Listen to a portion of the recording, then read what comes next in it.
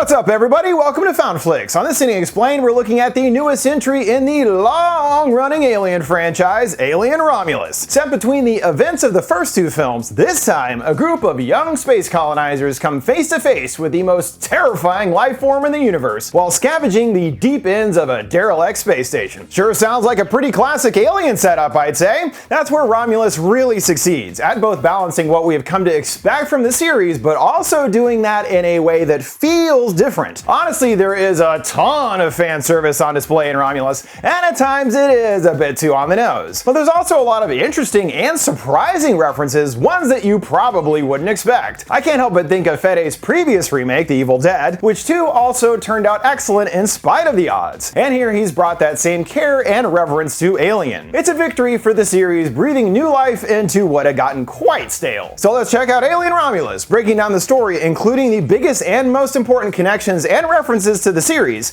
as well as explaining the ending. What comes next? Even the opening credits make a reference to the opening fanfare of Alien 3 with a green glitch over the logo. The full credits and opening are an almost exact redo of the Alien opening, down to the font and silence of space over a vessel. On board, a red light goes off, activating an echo probe, and the computer system Mother boots up, the same as seen in Alien. It comes to a familiar pile of wreckage amongst the stars, what's left of the spaceship Nostromo, which of course was the location of the events of the first film, where the haphazard crew encountered a Xeno, resulting in the deaths of the entire crew sans Ripley and her cat. They're currently in hypersleep, our timeline at the moment being 20 years after Alien. And it looks like the Weyland-Yutani company has come to retrieve its specimen. The Xeno, affectionately known as Big Chap, is discovered encased in a hard black mass. The ship retrieves the payload and is sent back to be studied. The Crag is brought into an observation area flanked by several other scientists. They activate a large laser and begin to carve away at the hard outer shell. And kind of like a peanut M&M, unleash the dormant Xeno within. We don't see what happens to the crew, but yeah, it's pretty obvious that thing is gonna wake up and slaughter the lot of them. We then meet another blue-collar worker whose name starts with an R, Rain. She has a dream of her sitting outside, taking in the scorching sunrise over a sweeping mountain vista, and is brought back to the cruel, ever-gloomy reality of her life on Jackson's Star mining colony. An offensive alarm blares, and a voice assures the workers that their safety and well-being is Weyland's top priority. Of course, this is another company outpost. Those guys are everywhere. Having breakfast, she's joined by her de facto brother, the synthetic Andy. As he bombards her with silly dad jokes like an astronaut needing space, he seems naive and almost childlike in nature. Even Rain begs him to stop the jokes. She hasn't thought they were funny since she was a kid, as though he is developmentally trapped there. Oh, and there's a drinky bird there for some reason. Alien.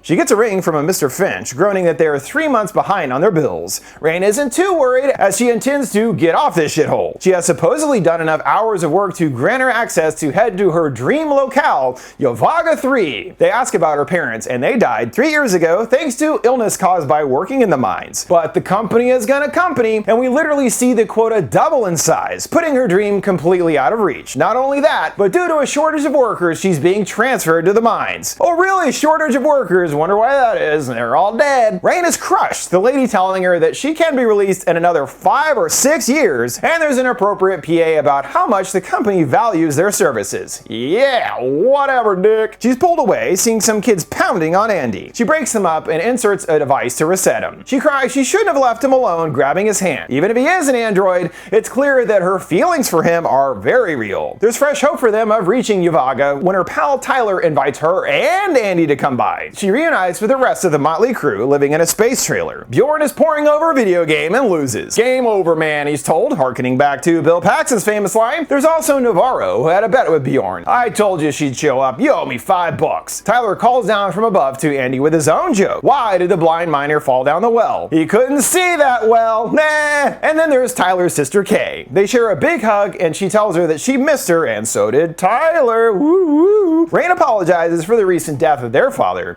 and they know that that's just life around here. That's why they have their own scheme to get off this rock. They picked up a beacon from a company ship right overhead. It's either old and damaged or just obsolete. Just like that guy, Bjorn jokes, indicating Andy. Tyler proposes they can just fly themselves, and the trip is far enough that they are going to need cryopods. Luckily, they found the ship has several pods left. Rain chuckles in disbelief, calling his plan insane. They assume that means she's not coming, and Bjorn reveals point blank what they really need is Andy, as he's accompanied operating model, he can speak to the ship's computer. Without him, the plan is dead in the water. She's worried about getting caught, and Hairdo still demands that they take Andy. She's steadfast, her brother is not going, and he coldly replies, he's just some trash found by her dad. Not really her brother, right? She does decide to leave, but Tyler chases her down, trying to convince her to tag along. She's skeptical that his plan will really be that easy, and he promises they'll be in and out in 20 minutes. Yeah, I highly doubt that, but she does agree to join the crew. They get the Corbellin ready for takeoff, another name lifted from the book Nostromo, where several other ships also got their names. They are ready for takeoff, Tyler telling everyone to look out the window. It's the last time they're ever gonna see that. Navarro takes the helm and they lift off. The ship grumbles and croaks as they ascend through the crush, Andy taking Rain's hand. The rumbling gives way,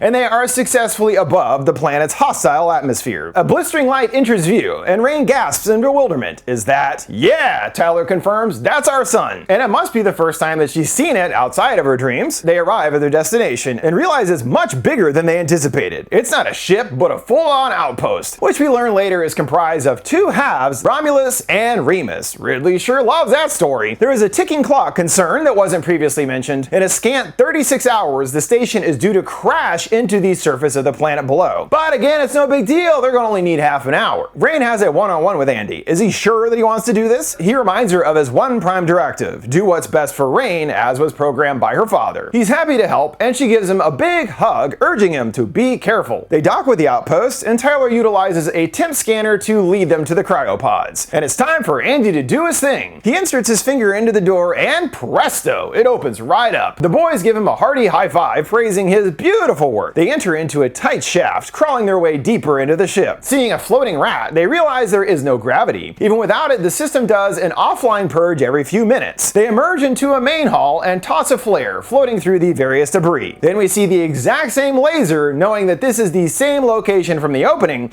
and where Big Chap was last seen. Andy is used again to turn on the computer along with the rest of the ship's systems. They check out a pod, and unfortunately there's not enough fuel for the entire journey. Rain thinks that they should just head back, but the others are not willing to give up. Thanks to the scanner, they find another signal. It must be another cryo depot nearby. Bjorn keeps giving Andy grief, and Rain doesn't understand why. Turns out that he has a personal reason. His mom works in the mines, and a synthetic made the decision to seal the mine with her inside. It was still according to protocol, as it sacrificed 3 miners in order to save a dozen. Anything to protect the grander mission. The pods are sent over to the Corbellin, and Navarro leaves to give them the once-over. Kay loses her lunch and tells Rain that she's not sick, she's pregnant. As for the father, all she'll divulge is that it's some asshole, but don't tell her bro, okay? Rain promises she won't, and Kay is just happy that her baby will get to see the sun. Hopefully nothing tragic happens there with that baby. The boys descend deeper into the dark bowels of the ship. A voice crackles over the PA, welcoming them to the Renaissance Station, the center of Weyland-Yutani's research and development. Andy tries a dad joke on Bjorn, and he is just annoyed. He spits that he can't wait to get in the pods and never see him again. Andy is confused. He's going with them, right? But there's a little secret he didn't know. Yavaga isn't under company rule, and thusly there's no fake people allowed. Andy corrects that he prefers the term artificial person. Tyler gets straight with him. Rain could get in trouble if she's caught, and they need to keep him on board the ship to help guide the pods. Then he is going to be decommissioned, Bjorn salivates, lights out for good. Andy is shaken a bit, but smiles. It's okay. If it's best for Rain, it's best for him too. Rain overhears his truth bomb and gets upset. She didn't have the heart to tell him. Kay argues that there is no reason to feel bad. He doesn't care. Rain gets teary-eyed, and Kay is adamant that he is not real. Sure seems real enough. The signal leads him to a lab, and it doesn't look like it was decommissioned. Well, definitely deserted at least. Bjorn finds an electric wand and wants to use it to fry up Andy in case he gets any funny ideas. Andy grabs him hard, Bjorn muttering that it was just a joke. We see he was actually warning him, Bjorn standing inches away from a massive hole in the ground.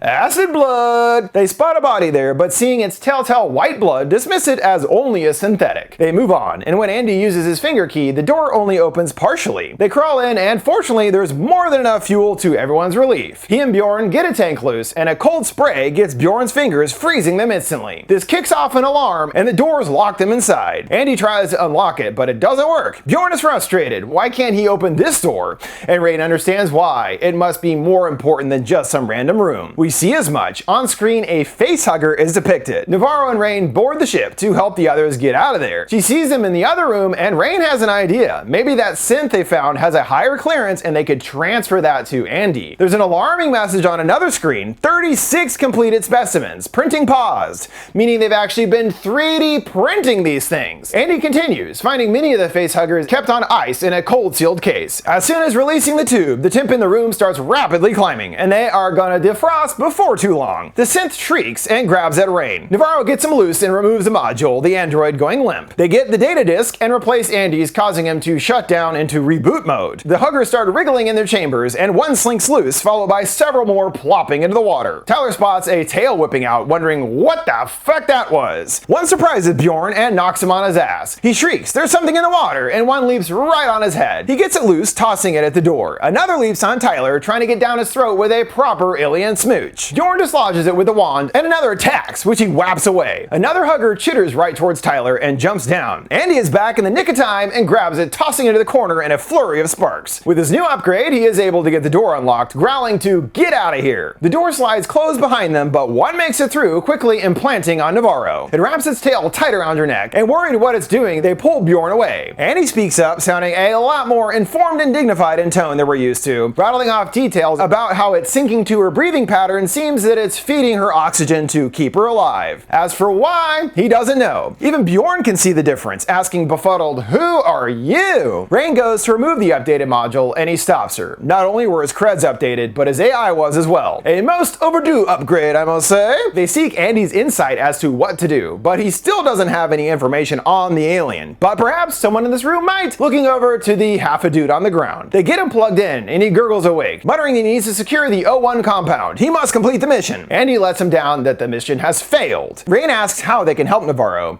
and he gravely states, "You don't help, you run. And if you don't, you will all die." We recognize the synth as bearing a strong resemblance to Ash, the android from Alien, but you know, destroyed by CG and Ian Holm being dead, it did look fine until they put that harsh overhead light over him. Ugh. The bot continues, it's implanting a seed which will amalgamate with their DNA and grow out of her. What's gonna grow out of her, they ask. Appropriately, lights flash overhead, exposing the hanging remains of Big Chap from the ceiling. It's the XX-121 xenomorph, he specifies, and details what befell the Nostromo. They've been searching for the creature ever since and finally found it after 20 years. As for what happened when they brought Big Chap on board, it's pretty much what you'd expect. They thought that it was dead, but it was only in a kind of stasis. Once they set it loose, it wreaked havoc all over the station. They were able to put it down, triggering the Xeno's swan song, as he calls it, waving to the massive hole. Acid blood, Andy understands. They decide to try and freeze the tail, and it does cause the hugger to loosen its grip. They spray the little wiggler with more ice, and it retreats down into the hole. Navarro shoots awake, and they try to calm her down. "It's off you now." Rook is all, I'm not so sure, giving her a 40 to 60 odds against their friend. Of what? That the creature finished the job already.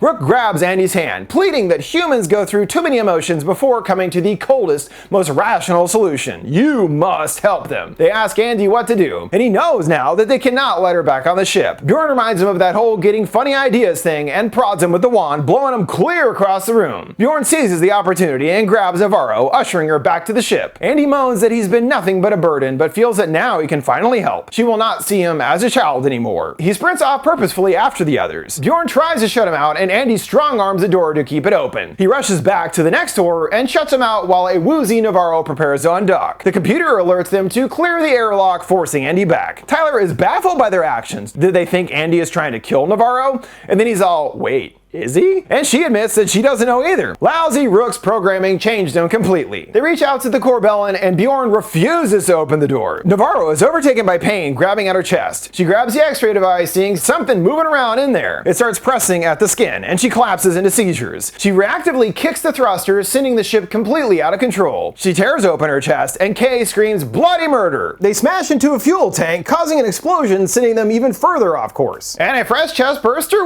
bursts from her body, cracking its way out. Bjorn enters just in time to see the little guy shrieking. The ship continues its path of destruction, smashing into a docking bay, and skids along the ground until it comes to an abrupt stop, only to crack a window, sending air whooshing inside. And the doors seal off the problem. They try to reach out to them, and getting no response, Rain knows they are going to have to go out to find them. The explosion caused further complications. It changed the trajectory of the outpost, and now they were going to crash in a mere 47 minutes from now. There's going to be even more issues thanks to that dastardly Rook, who still has his own mission. He shuffles over to the computer and inquires about the integrity of compound Z01. Seeing that it is still preserved, he sighs, there's still hope. Ray knows that they're going to need to find a way over to the other Romulus module. She peers through the door, and a hugger jumps onto the glass, scaring her. They know that it must have escaped from the lab. They then call for Andy, but he's nowhere to be found. He's then seen with Rook, feeling that he has been calling to him. Rook butters him up. He knows all about his model number. They were once the backbone of the company's colonization efforts. It's an honor to be in his presence, he beams. Rook then requests his services, and Andy tells him that he has just one directive: to do what's best for, but he trails off before finishing. Rook knows that the upgrade came with a new directive. Which is what, sir? Andy asks. Why, to finish our mission, of course. He shows back up to rejoin the others, giving a brief apology, and tells them to come along. He knows that the creatures have no eyes, and thusly tracked by sound, but primarily our heat signature. This gives Rain another cracking idea. Could they raise the temperature of the room to match their body heat? Could that possibly make them invisible in a sense? Andy concludes there's only one way to find out. There's now 40 minutes to impact, and Kay flutters back to consciousness. Navarro,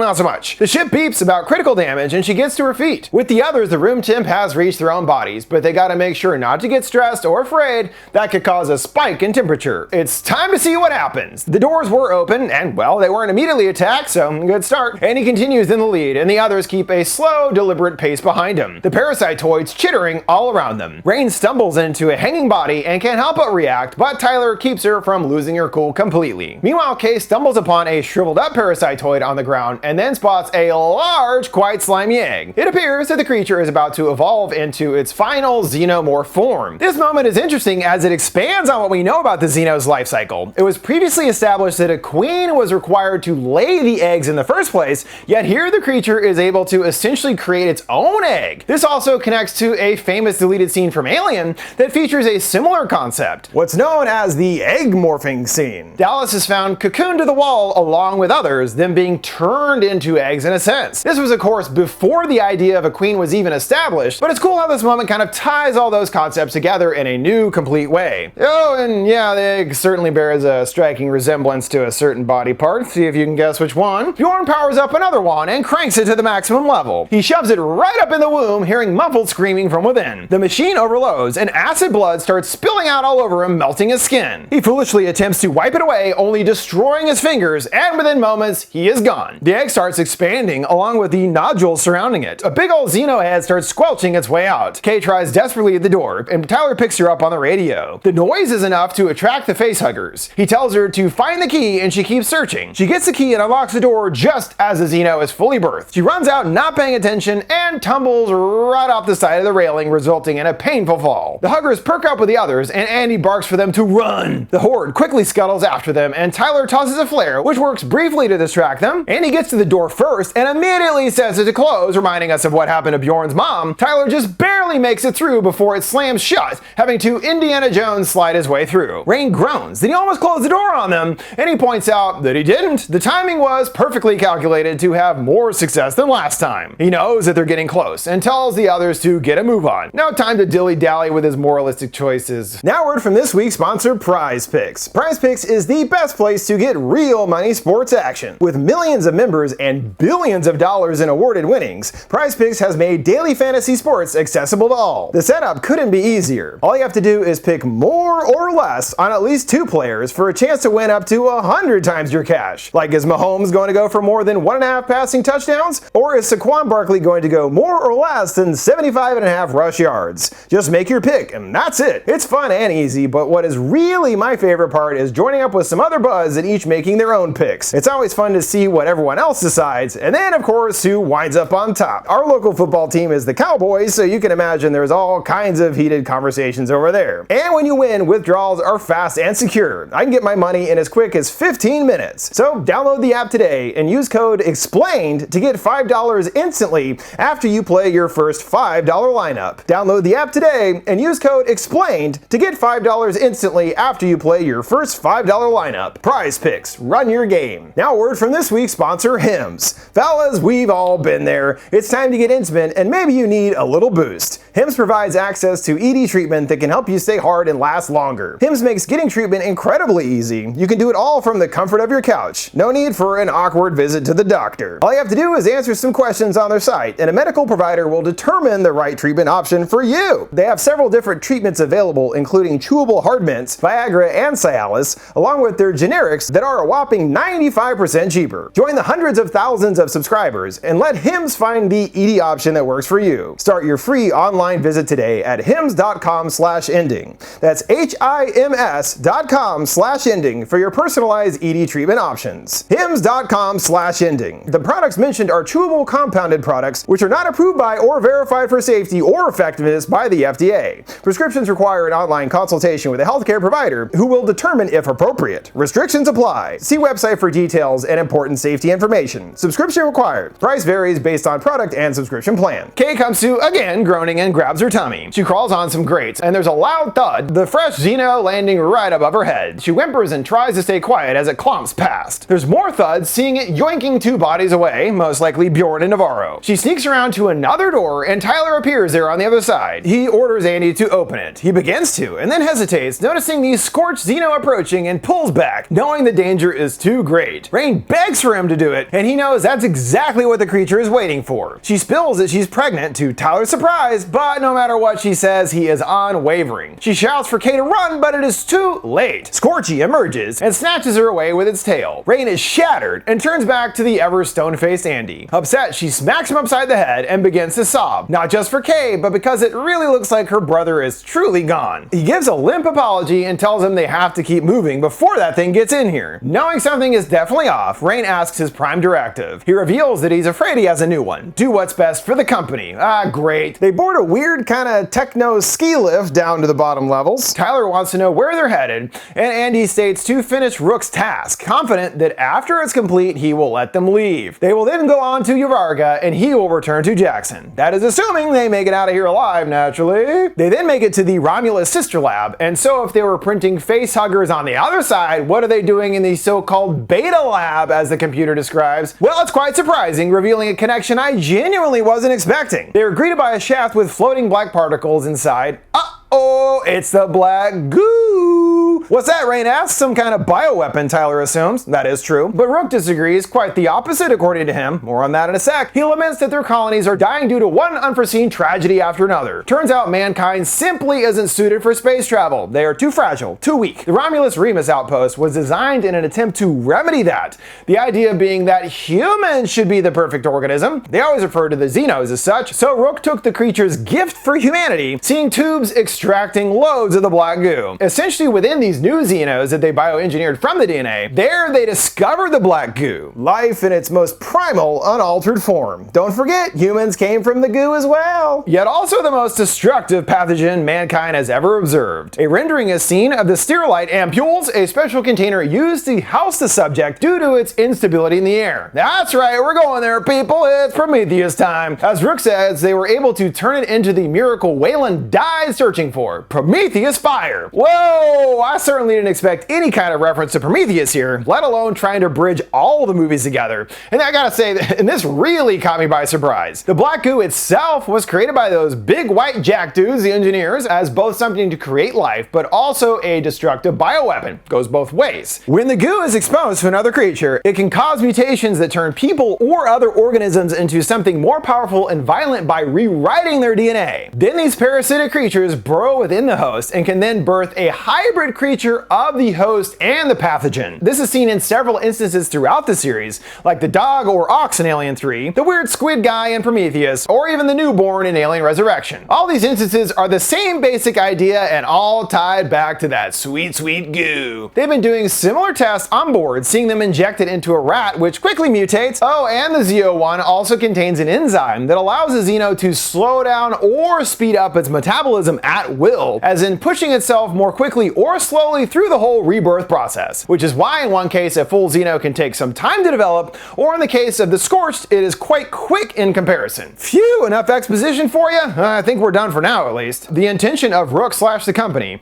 is to use the goo's power to force the next stage of human evolution. They cannot wait around anymore. It's Andy's mission to take the sample back to the colony. Rook still promises that once he detects that it's on board, he will set the hauler on autopilot straight to Jackson's. Rain then notices something off on the monitor. monitor, spotting the Xeno's head slightly moving in the corner. It's hunting us, Tyler realizes, and they decide on a new plan. They load up on some Colonial Marine style pulse rifles, and Tyler takes Rain through how to use it, just like Hicks and Ripley in Aliens. How cute. He shows off its aim assist. Just aim and the gun will do the rest. Although she only has one mag, so she gotta make it count. And he doesn't want them to shoot at all. Remember the acid blood? Well, if that gets through the hole, then they're all dead. Then what are the guns for? Andy is hopeful that the Xenos might at least perceive them as a threat. Andy charges ahead, saying that he's found a way through the conveyor belt. Rain is still disturbed by his behavior, asking herself if Andy is even still in there. When they leave, we see what happened to the goo-injected rat, and it's a twisted mess of parts and limbs. Not a good indicator that the whole push human evolution thing is such a good idea. There's 20 minutes left to impact now, and they are on their way to an elevator that will lead them right to their ship. She trains the gun around, seeing a staggering amount of manufactured huggers. They have been busy here. Considering how many they printed, it almost seems like their intention was to just make a shitload of these and just unleash them upon a human population.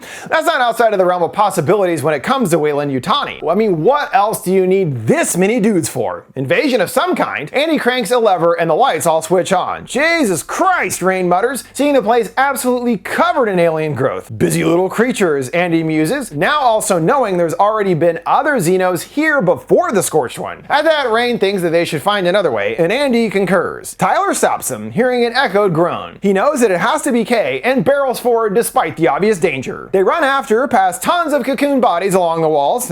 See, more cocoons, and the other Xenos must have done this to turn the people into more creatures. They find Kay also attached to the wall. She's alive, but her eyes are milky white. The pair work together to get her free, and she's losing a concerning amount of blood. Andy offers that maybe the creature hasn't been implanted yet, as there isn't a dead one seen by her feet. They beg for him, you gotta help, and he presents the goo. 24% of the human genome is shared with a rat, and it worked with the rat. Did it though? Tyler feels that there is no other option, and about to inject her, Rain intervenes. She has another, much more rational plan. They can put her in cryosleep until they can get her proper treatment back on the colony. Tyler poses this proposition to Andy. Can she make it? If we hurry, he concedes. They hear a loud distant screech and know the Xeno is coming for them. They back into an area with a blue laser on the floor and get to the elevator. Yeah, remember the whole blue fog thing from Aliens? I'm not sure what the point is here beyond the reference. Well, looks neat. Rain comforts Kay that they are close, and Scorchy lingers behind them. Tyler notices and tries to step in to warn them, only to get pierced by the tail. Andy gets bonked into submission, and Tyler is violently hauled away. He's brought face to face with a Scorched Xeno, and then more show up waiting in the wings. There you go, definitely more than one of these things. He opens fire as they leap upon him. Scorched unleashes its inner mouth right through his skull. Andy is still shaken out of order on the ground, and the Xeno, flanked by a bunch of huggers, descend upon them. She closes the lift doors, and they just barely escape the onslaught. Rain peers through the monitor, and seeing Andy left behind, she starts to get emotional. She can't do it, and slams the button to stop the ascent. She simply refuses to leave what is truly her brother behind in spite of everything. She instructs Kay to go on. The autopilot will fly you back and whatever. Kay nods, but wants to know what about her. Rain sniffles. I'll find a way back, and sets the elevator back in action, climbing out onto the ladder. On her own, Kay makes the rash decision to inject herself with a black goo. Well, let's see how that turns out. Rain returns to the scene, and there's snarling emanating from every direction. She gets to Andy's side, finding him still malfunctioning. She goes for his neck, and he weakly stops her. Rain makes a deal. Let me take it out and I'll fix you. She tries another method. Dying here is not in the best interest of the company or her. Andy looks back and relents, allowing her to remove the module. She sticks it back in, and his wheezing instantly ceases. He blinks, seeing her. Rain, he says, and gives her an apology. She apologizes too and takes his hand, Andy presumably back to his old self. The Xenos make their presence known and they flee, finding themselves at yet another locked door. Rook appears on the monitor, telling them they are wasting their time. They demand for him to open the door, and he denies their petition. He can't risk losing the sample. After all, it's the mission above all else. However, he offers that he is grateful for what they've done for the company. Rain is pissed, spitting "son of a bitch," and opens fire on the screen. They both try at the bars, and Rook sneers that he can't lie about their chances, but they do have his sympathies.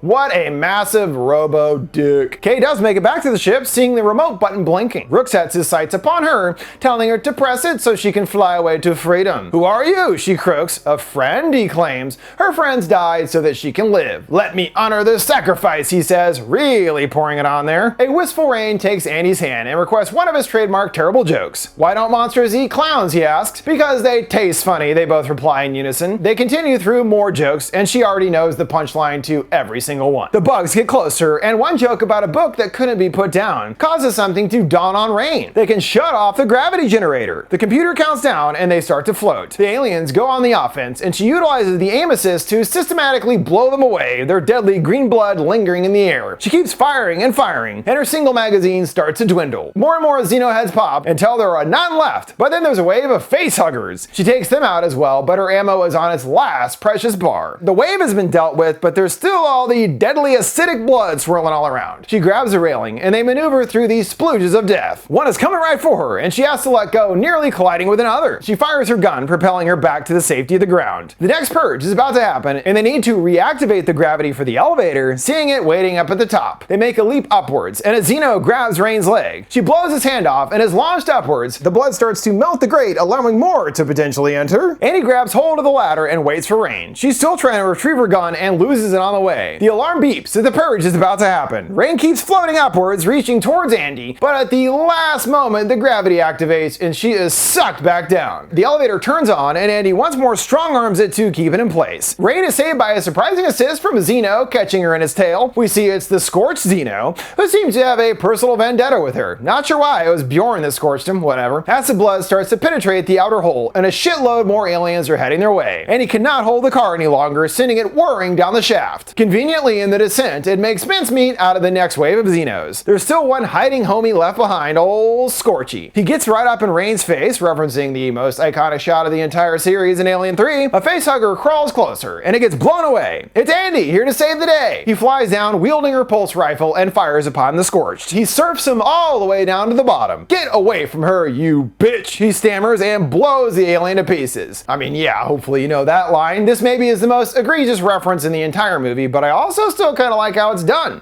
because it also means that for sure our original lovable Andy is back. Serves two purposes there. There's 10 seconds to impact, and they arrive back at their ship. Kay is still alive, amazingly, and Rook is glad to see they made it. He activates the autopilot, and Mother takes over. They break away just in time from the outpost as it explodes into oblivion right behind them, crashing into a flaming pile of shimmering rubble in space. Rain stuffs Kay into a cryopod, certain now that they'll be just fine. The ever-present Rook thanks him on behalf of the company. He sent a message back to HQ, and they'll be here in 6 months to collect the sample. Rain turns the table on him and disconnects Mother, telling Rook that there's been a change of plans. He desperately asks Andy to stop her, yet he stands back at her side. Yeah, hell yeah, my boy's back. Rook gets flustered, demanding they must make the delivery. Rain snarks that she's sorry. She asks to deny his petition, telling him to have a nice day. He blabbers to himself about their insignificance, but he's about to become obsolete himself. The outpost continues its destructive crash, and Rook is obliterated. Rain plugs Andy in for the journey, and he brings up the whole problem. He's not allowed on Varga 3. Rain doesn't care about that anymore, determined that he's coming with her. If that's what's best for Rain, he agrees. But things have changed, and she gives him a new directive. Do what's best for us,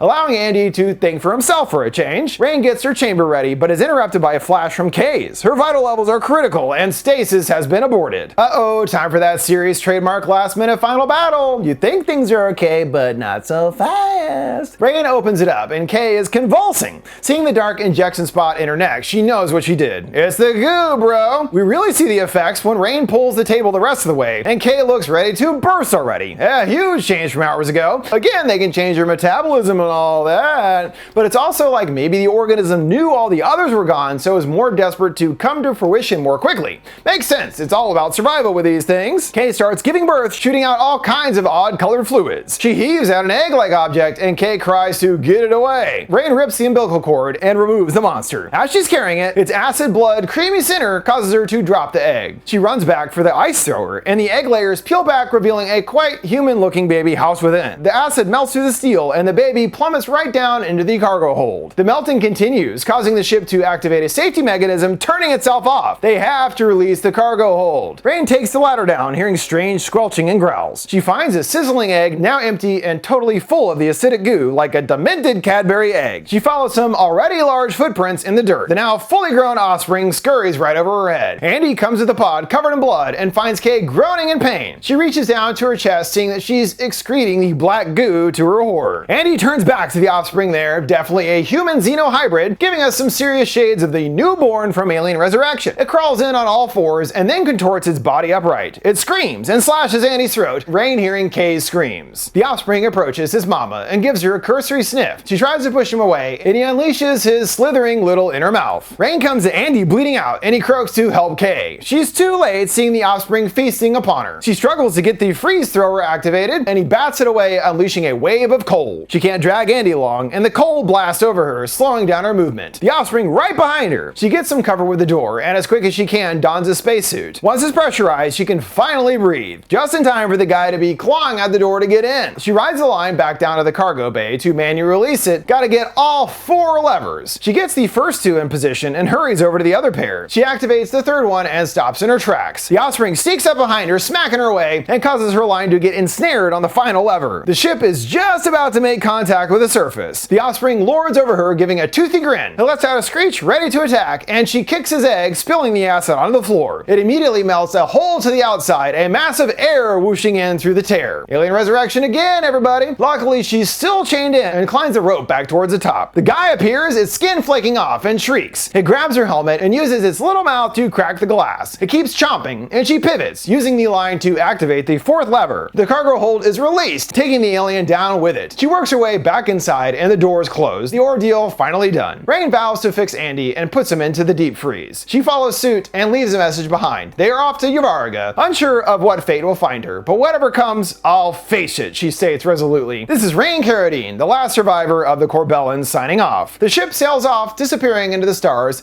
echoing first and foremost the ending of Alien. The sequence is almost identical, but also the ending of Prometheus, where Shaw and David's head set sail to the engineer's homeworld. We remember how that turned out. I think it would actually be kind of hilarious if Romulus Part 2 or whatever started with Rain just dead and killed by Andy. That would piss a lot of people off. No, not that kind of reference, Fede. Yeah, seriously. As for what actually does come next for Rain and Andy, we do know that thanks to how Romulus did at the box office, Romulus 2 has been confirmed, with Fede and presumably the actors returning. Plot-wise, we are still decades before Aliens, and so I think it would be best for this story to branch off further into its own direction. Leave Ripley and even David in their own series, so to speak. The story concludes with the pair headed off for the supposed paradise of Yvarga 3, although as Fede teased, they don't actually know what the planet is like. Would it actually be great? Nah, it's probably gonna be terrible. Sure, it's outside of company control, but I can see it as a mostly lawless place full of not so great people. That would be quite a rude awakening for Rain. Plus, they do still have that container of the Z01 compound,